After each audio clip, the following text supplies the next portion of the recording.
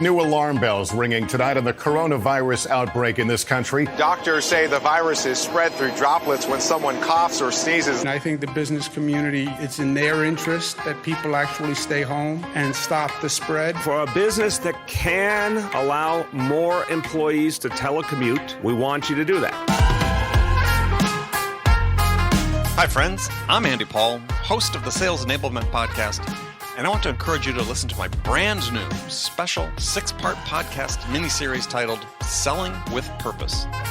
The team behind Sales Enablement Podcast and I put together this incredible series of inspiring conversations exploring what it means to sell with a mission greater than just hitting your numbers in this era of COVID-19 and beyond.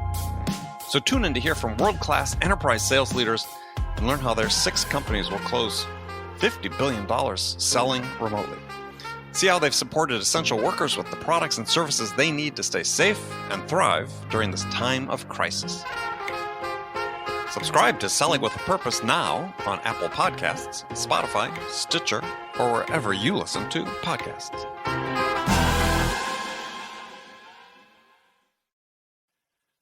Guided selling from RingDNA makes your entire sales team more effective by revealing exactly what reps should do and when to do it. Guided selling works by transforming sales data into a curated list of prioritized sales actions. So when reps start their day, they'll never again wonder which prospects and accounts or hot inbound leads to reach out to next. Guided selling even shifts reps' priority in response to real-time buying signals. Finally, even new reps can sell like seasoned ones. Let RingDNA be your guide to success. Learn more at ringdna.com/guided selling. That's ringdna.com/guided selling.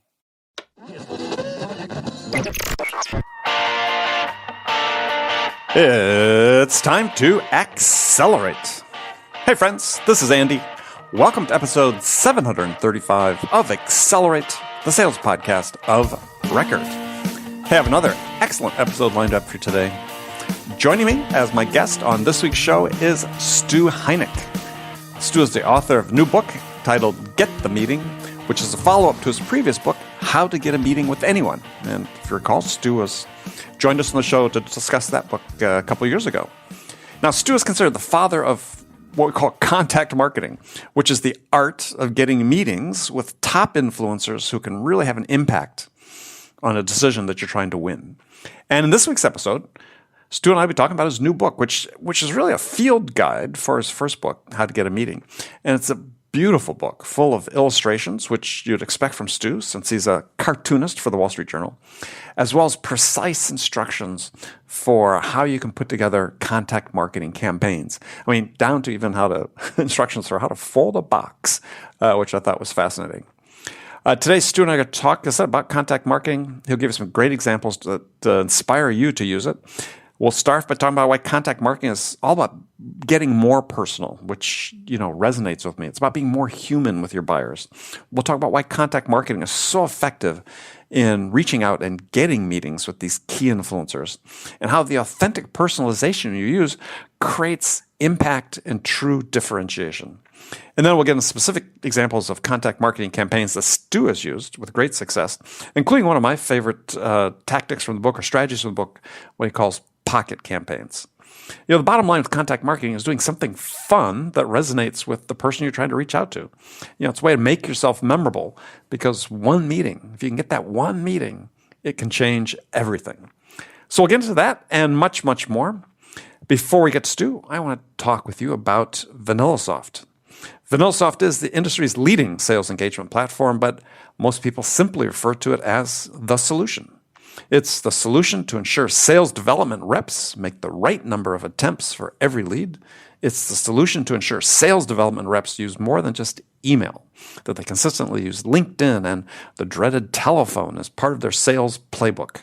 It's the solution to serve the sales development rep the next best lead over and over again so that they hit their activity numbers.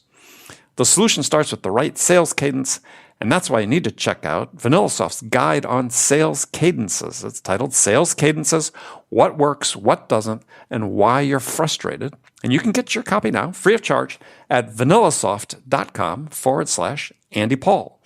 That is vanillasoft.com/Andy Andy Paul.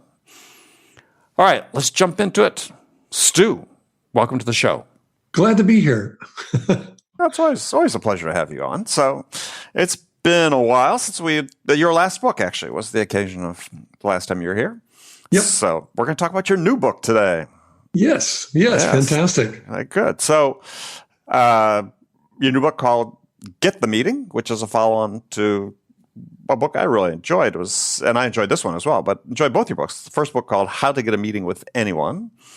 And maybe we just do a little refresher course to get started, because you've invented this category. One of the great ways to own a category is to invent a category. And the category you've invented is called contact marketing. So explain to people, just to refresh their memories, what the contact marketing is. Sure. Well, and actually, I got to say, I was just the lucky guy who got to name it, but I surely didn't invent it. Well, I know, but take the credit. No. I love it. And in the new book, there's a foreword by Russ Klein, the CEO of American Marketing Association, and he called me the father of contact marketing. I'm thinking, great, that's cool. Let's do it, man. Yeah, let's do it. So, How to Get a Meeting with Anyone came about because I discovered early on in my career, and I've got a crazy career. I'm one of the Wall Street Journal cartoonists, but I'm also a marketer. Actually, I should say I'm a marketer, but I'm also one of the cartoonists. Cartoonists, right? To put it the right way around. So, and I discovered real quickly that cartoons were incredible marketing devices. I mean, or engagement devices, I guess, is a better way to put it. They're the best read and remembered parts of magazines and newspapers. I knew that from readership surveys. And when you think about the nature of humor, it's about truth revealed in a twist. That's all it is. Although that's, not so simple to do, or create. But if you think about it, everything we find funny, we're laughing and then we go, oh my God, that's so true. It's like that. It is like that. I know someone like that. I've been through that. Right. So here's this device that you can put into a campaign that gets more attention than just about anything you could put in print, and really almost anything you could put on a screen as well. And, people love them. I guess you could play with a pun here and say that they're really drawn to them. I suspect that's not the first time you've used that. No, that's true. I'm embarrassed to use it. But they are drawn to them. And then the next thing that happens is, if they read it and they like it, if it's funny to them at all, they could either laugh out loud or they could go, that's cool, or that's cool. What's happening there is that you're planning a point of agreement. And it's a very, very powerful, very persuasive element to use in a campaign. So I knew this was going to be great to use in direct mail. That's where I thought I would use it. And I wanted to create direct mail campaigns for publishers, magazine publishers at the time. And so I wanted to use the mixture of cartoons and personalization so that each cartoon would be about each recipient. So I got two test campaigns going, one for Rolling Stone and the other for Bon Appétitand. And they both beat their controls, meaning that both set new records actually for response. And I thought, okay, great. I want to bring this to the rest of the publishing industry. Here's where it gets more relevant, because I want to penetrate the rest of the publishing industry. Just a small thing. Sure. And I realized, well, what I need to do is I need to put together a little campaign. I didn't know what to call it, so I called it a contact campaign, because there was just no name for it. And the contact campaign consisted of an 8x10 print of a cartoon, each one personalized to each recipient. And that's my device. So it's a personalized cartoon, 8x10 print, with a letter that said, hey, this is the device I just used to beat the controls for Rolling Stoneand Bon Appétitand. And I think we should put this to the test for your titles. And that campaign went out to about 24 VPs and directors of circulation or consumer marketing at, Time Inc., Condé Nast, the Wall Street Journal, Forbes, et cetera. So we're just 24 people. And sometimes if I'm giving a speech to a group, I love asking them to guess what kind of response rate I might have gotten. Because, keep in mind, in direct mail, they used to say that a 1% response rate was a respectable response. Right. Like, that's typical. Right. There is no such thing. But if I got 1%, that would be disastrous of 24 people. You know, I couldn't. That's like you can't measure that. Right. If I got a 10% response rate, that's 2.5 people. You know, it's just I needed to get 100% response rate, and then I knew then that there was this other backstop from a courtesy of of direct marketing, wherein they would say that 100% response rates were absolutely impossible. But that's what I needed. And I know we're both involved in sales. That is possible. Right. And so that's exactly what happened. I got through to all of them. All of them became clients. It was worth millions of dollars to me because it started my business. Right. And it all came from a campaign that I spent about $100 on that went to 24 people. And it changed everything. Right. And that's kind of the nature of contact marketing, not the cartoon part necessarily, but just that you're reaching out to a relatively small group of people. It could be just one person. In fact, you could do a campaign to just one person. But otherwise, more typically, you're putting a campaign out to maybe the top stratum of accounts in an ABM model. For example. So it's a small group of people. You might spend a lot per person. Some of my campaigns cost, my big boards cost $250 a piece to send these things. But if each contact is then worth hundreds of thousands of dollars, sure. That's a great investment. Yeah.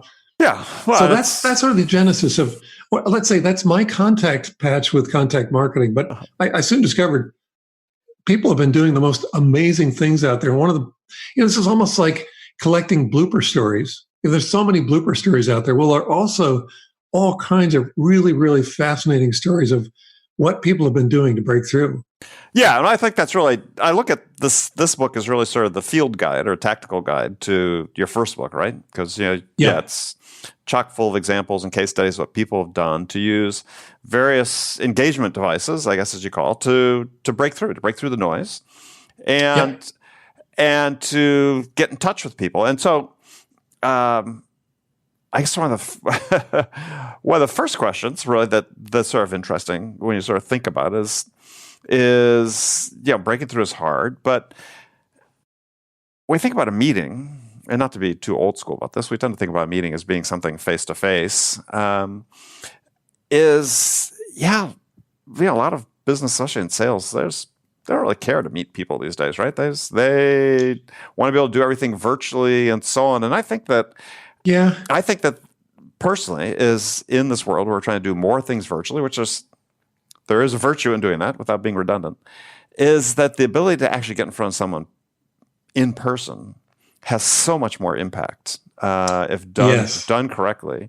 And so thus, I see this hopefully as this book as a way to get people to think again about, we really do need to get out of the office and actually go meet these, as you said, these really targeted decision makers or influencers or stakeholders, whomever we need to meet. And in some cases, they may say, I'm a little reluctant to meet. I want to spend enough time. Can't we do this via Zoom? It's like, oh man, look at Stu's book and say, let's find a way to meet in person because the impact is going to be 10x or whatever it is of meeting you on Zoom. Yeah, I absolutely agree with you. And I want to make a comment about, you just said some people might think that's old school. I think calling anything old school is old school. Well, it's stupid. I know it's stupid, but I was trying to preempt people thinking. Yeah, don't fall into that trap because, let's say direct mail was it's just things follow cycles. We know that. I think what's never gone out of fashion is actually meeting people in person. That's right. That's so powerful. You're right. That's the gold standard. And I think this is where many companies are doing themselves a disservice because, granted, we've changed the economic model. We're changing selling things on a subscription. But if you've got a customer that over a course of 4 years is going to give you $1 million worth of business, get on a freaking airplane and go meet the person. And if they're reluctant, as sometimes they are, hey, I don't have enough time. We're going to do business with you. Yeah.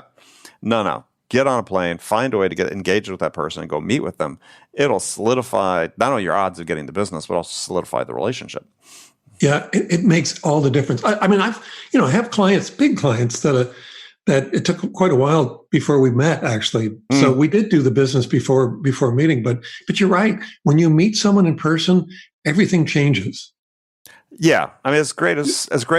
We're using Zoom as we record this. I mean, Yeah. I love Zoom. I use Zoom maybe half a dozen to a dozen times a day.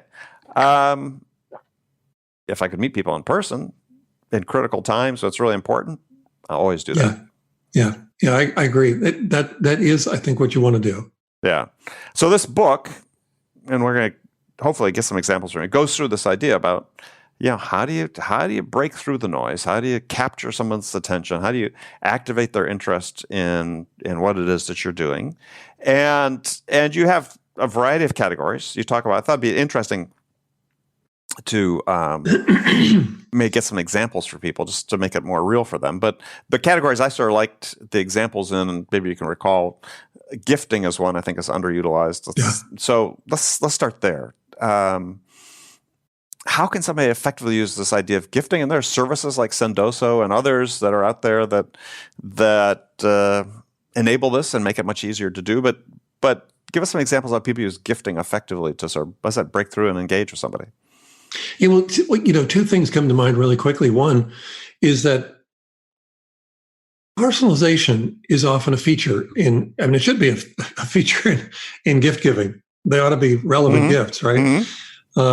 So one of the chapters in the book in Get the Meeting is devoted to the new landscape of personalization. Because here's the thing, when I was creating all those direct mail campaigns for the publishers, and I was using personalization within the cartoons, that is a form. I guess I called it wide personalization in the book. I had to call it something. So wide personalization is the regime in which you don't need to know the name of their dogs or where they went to school. You just need to know their address. That you need to know how to spell their name correctly, right? And then the address. Yeah. So the example. So in that case, you were taking. So people just listening to this, I know you're going to show an example, but most people are just consuming this via audio. Is wide personalization? This example is: look, you had a cartoon that fits this purpose. Use the same cartoon, but personalize the name. So that then you consider wide personalization. Just so people get that. Okay. Yeah, so that's wide personalization. And I was just going to hold up an example. This is a form of big board. I'm going to back up so you can see it. It's made of half-inch foam core or whatever. Kind of foam core. Yeah. And then the back, there's a message and so forth. But, if I hold this up close, you can see that it's, starts out, hey, it's a bunch of cowboys out on the range at night sitting around the campfire, and one guy's saying, "Ever tell you fellas the story of Billy the Kid?" "Yep, sure did." The next one, very how about Wild Damon Johns? And your cartoon style is very Gary Larson, Farsightish feel. It's fun stuff. Yeah, it's fun stuff. So that's wide personalization, and it's very effective and scalable and something. There are great advantages to both wide and deep personalization. So deep personalization, by contrast, is the newer regime of personalization, where we get to do profile scrapes, and we can use AI tools like Seamless and Nimble to find out a lot about people before we ever reach out to them. Or you could just do some pretty watchful. You can be watchful. Just use social and follow them. Right? Yeah, you can watch for social. For trigger events, and you can find things, just little details that you can hone in on and use to create a gift that really gets someone's attention. So in that case, you're looking for, I don't know, what drives the person, and what are they talking about, thinking about? Certainly, that's what are they planning? What are they looking at? But it might also be helpful to find out the name of their dog. It could be that, or it could be, because if you're going to send a gift, then you want to send something that's relevant, and that's the way to find out what's relevant about a person you don't know yet. Well, right. And so I think, it's fundamentally human, right? And this is Yeah. the thing I want to get Yeah. get back to and spend some more time on, because I think this is really one of the things that is most appealing to me about what you do and what you work on and so on, is that it really reinforces this idea that in business, whether it's sales, wherever, because we're trying to build relationships, it's about humans. And so I said the thing that I love about this contact marketing, and people who follow me know that I'm a huge believer that it all starts at that first moment, right? It's all about relationships that we develop with people, that we're trying to answer the question, and everything we do, we're trying to answer the question, why you? All right? Because that's what the customer's thinking. That's a great way to put it. Why you? No matter where your sales team is working from, RingDNA can enable them to be more productive and effective. RingDNA offers a complete platform for remote sales teams that gives reps the tools they need to connect with more prospects and create more opportunities and drive more revenue no matter where they're working from. And managers can get real-time insight they need to coach reps to success. Win more deals from anywhere on the planet with RingDNA. Learn more about how RingDNA helps remote teams at ringdna.com/remote work. That's ringdna.com/remote work. New alarm bells ringing tonight on the coronavirus outbreak in this country. Doctors say the virus is spread through droplets when someone coughs or sneezes. And I think the business community, it's in their interest that people actually stay home and stop the spread. For a business that can allow more employees to telecommute, we want you to do that.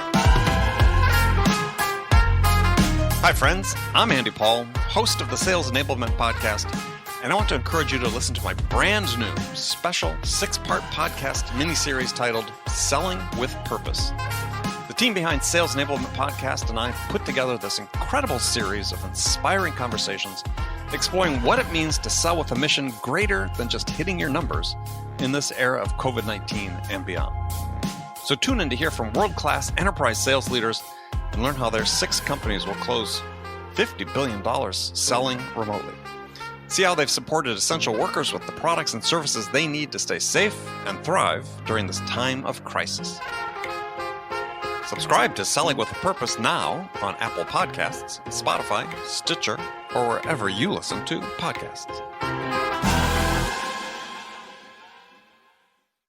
And the thing with this, these tactics, contact marketing, gifting, we'll get into pocket campaigns. I love the pocket campaigns idea and so on, is that you're making yourself memorable in a way. And that is absolutely essential to winning people's business at the end of the day. And so, Daniel Kahneman did a bunch of sort of work on this idea of a peak end theory of, people go through a decision and they make at the end, go through an experience, and at the end they go back to make a decision about the experiences. They look at the peak event, during that experience as one of the 2 factors they factor in most into their decision.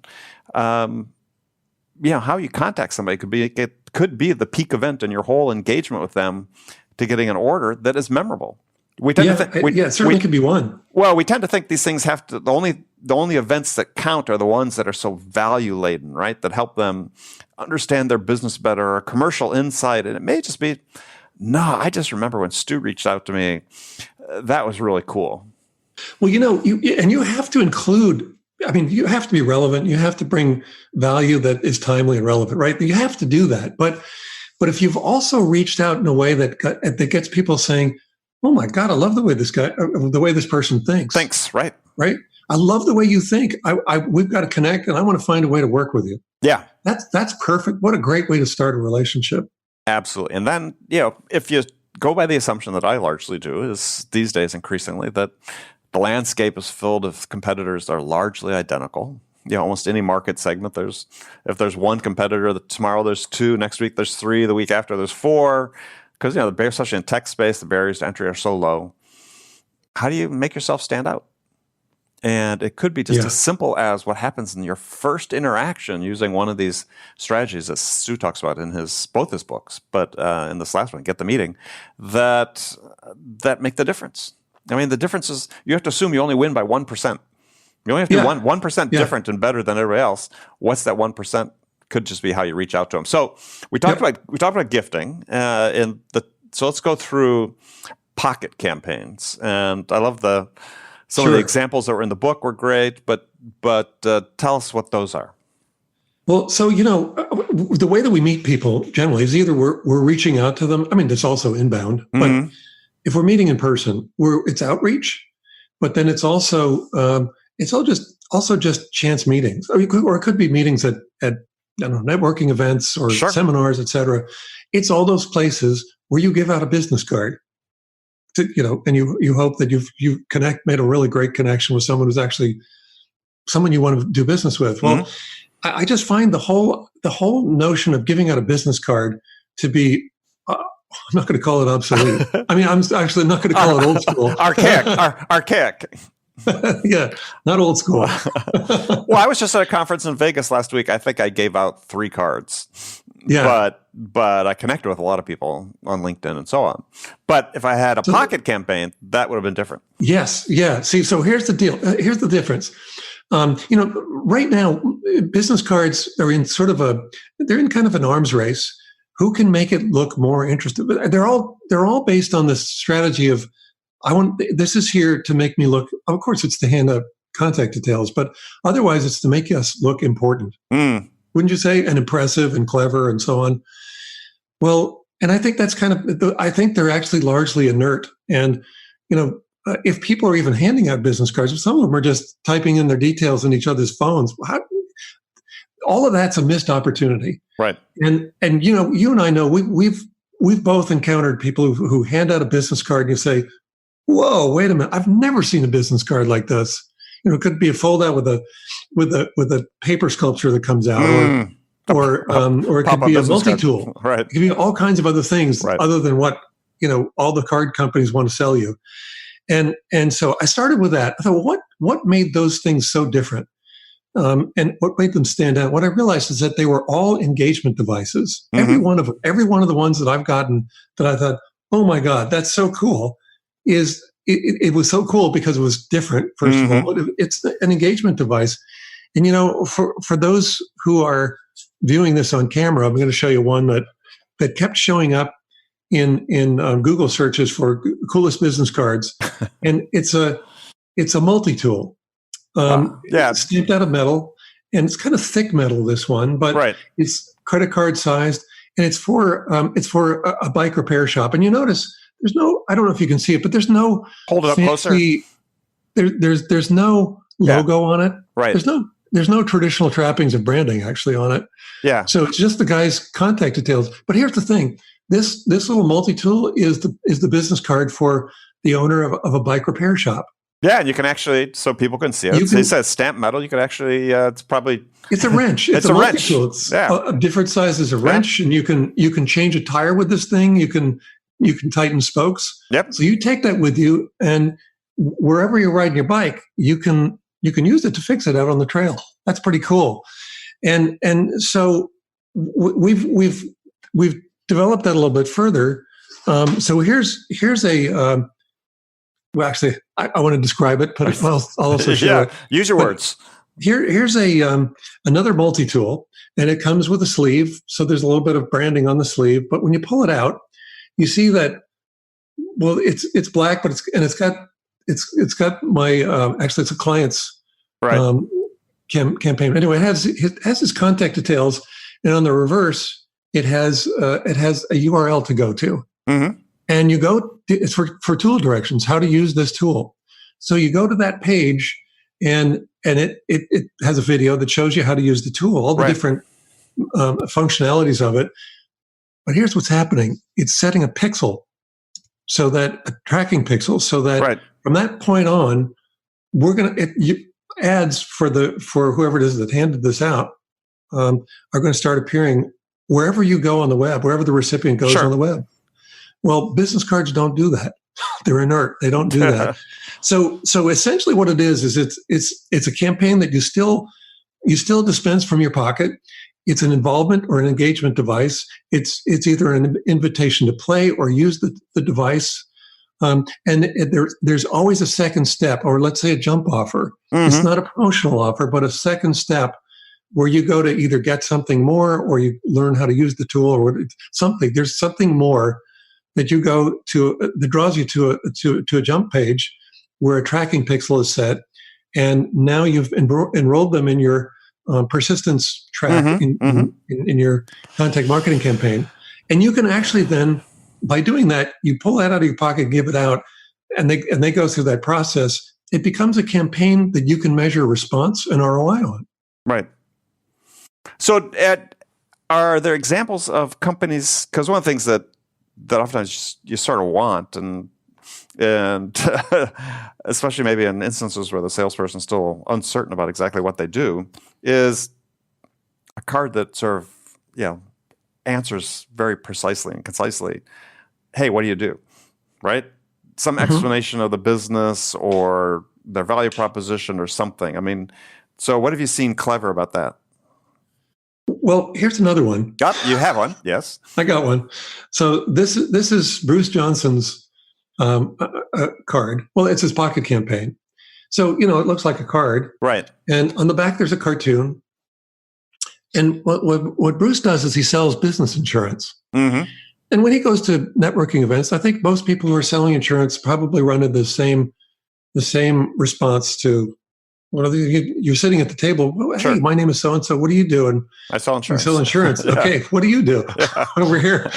We're at an insurance convention. We all sell insurance. That's true. So what we did for Bruce is this card is not just a card. It's a Z card. And in fact, it opens up. There's a whole folded up poster between the two cards, right. The front and the back. And it's a portfolio of cartoons about business and insurance together. And so it turns into this little, item of fascination. Right. People they pass them around on the table. And Bruce told me that the fourth card or pocket campaign that he handed out turned into a sale. And that's really cool. I have cool business cards. They have cartoons on them. I can put together really cool business cards, but I've never, ever experienced a sale from the handing out of my business card alone. Right. But Bruce did, because the fourth one he handed to said, "Oh, that's pretty cool." And they showed it around the office. They kept showing it around, and ended up calling Bruce 2 months later with an order. And have anybody used the pocket campaigns as part of a direct mail campaign? I mean, to actually send them out physically? That'd be interesting too, I guess. I guess you could. Well, the thing is, I don't know what you want to do. I got to think about that a bit. Okay, here's the that's thing. fine. They can be kind of expensive. The multi-tools. Sure. The Z cards are, I think, about $3 a piece, and the multi-tools are about $10. Now, mind you, if we think of those as contact campaigns, well, those are cheap contact campaigns. Yeah, that's why I asked. If we think of them as business cards, they're totally expensive. They're ridiculous, Right. But I think, really, in essence, it's an involvement device that leads you to a next step online, and from that point on, you're now enrolled in a persistence campaign, a digital persistence campaign.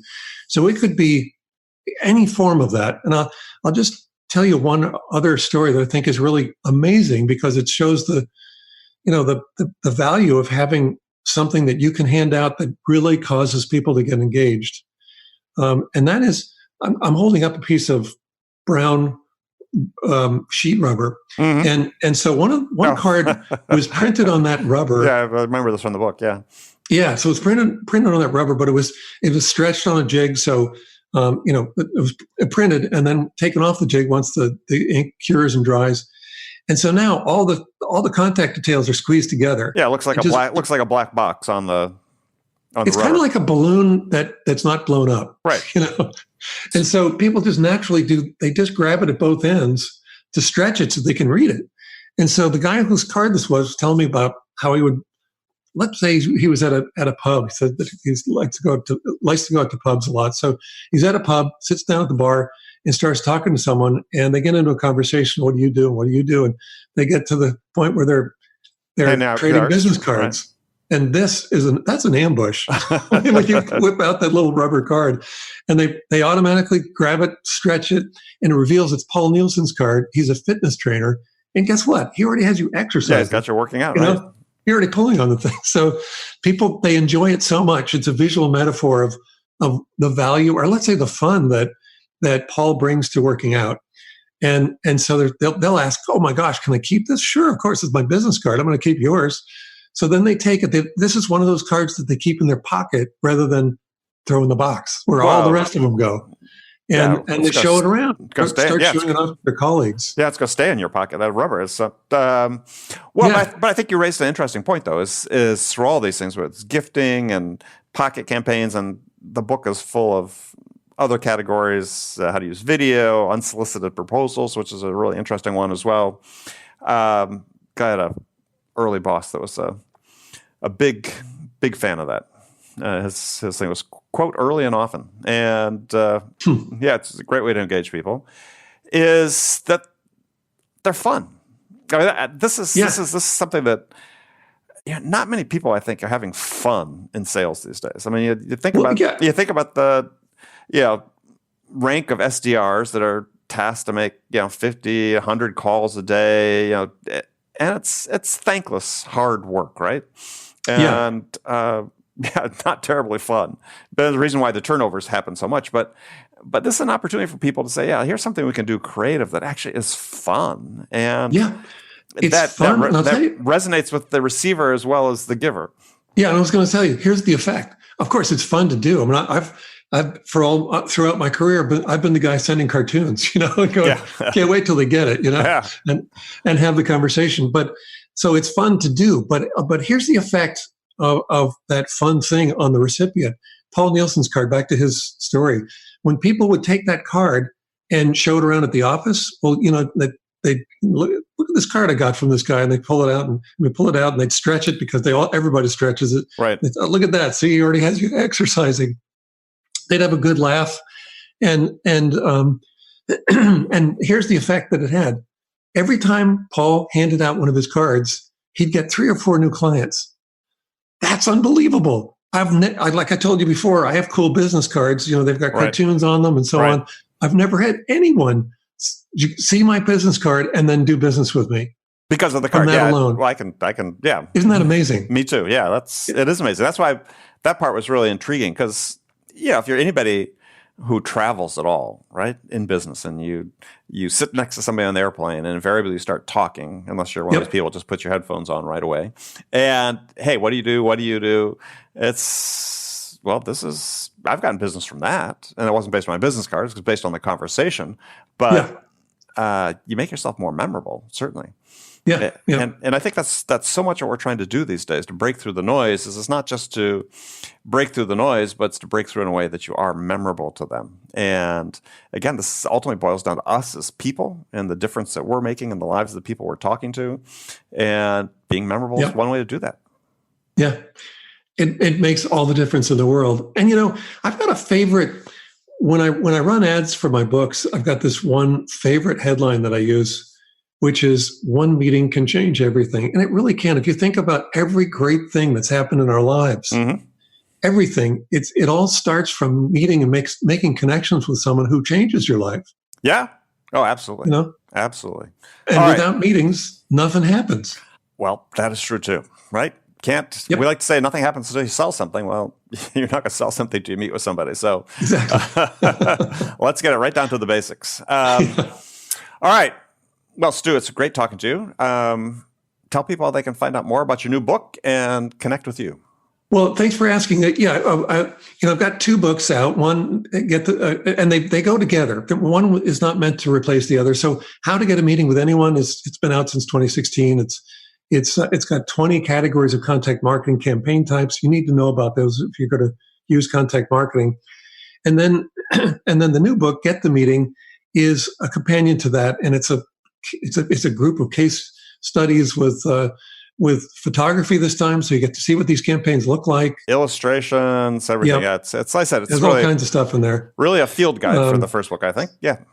So they're available anywhere books are sold. And as far as reaching me, well, I'd love it when people connect with me on LinkedIn and tell me they heard me talk on your podcast. That would be wonderful. Great way to get through. or if you read the book, something like that. So contact me and connect with me on LinkedIn. That'd be great. And I guess I should also mention that I have a podcast as well, How to Get a Meeting with Anyone, the podcast. And we talk to people all the time about these crazy stories they have of what they did to break through to people that have changed their scale. Mm-hmm. Perfect. All right. Well, everybody has a podcast these days. So, I mean, you can't be alive. Yeah, that's right. You can't be alive and not have a podcast. So, it's pretty much a condition of life. But all right. Well, Stu, as always, fantastic to talk to you, and look forward to doing it again. Thank you so much, Andy. Great to be on the show. Okay, friends, that was Accelerate for the week. First of all, as always, I want to thank you for joining me. And I want to thank my guest, Stu Heinecke. Join me again next week, as my guest will be Mercy Bell.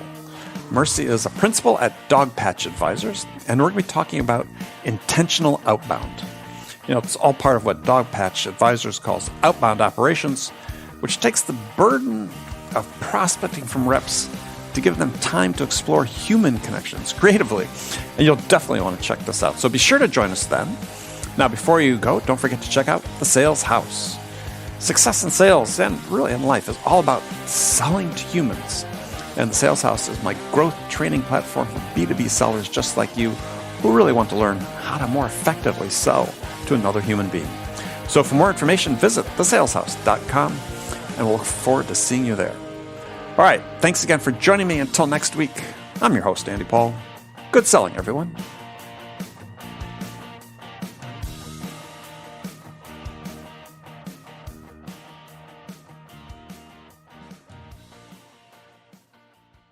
RingDNA is the leading sales enablement platform that uses AI to help scale business growth. Trusted by the top companies across the globe, RingDNA offers a suite of powerful tools for every sales role. The RingDNA Dialer radically improves sales productivity and call connection rates, while guided selling helps reps know exactly what to do and when to do it. Conversation AI uses artificial intelligence to surface the most impactful coaching opportunities in real time. So, no matter where your team is working from, the RingDNA platform can help them exponentially increase call connections, opportunities, and revenue. Learn more at ringdna.com/platform. That's ringdna.com/platform.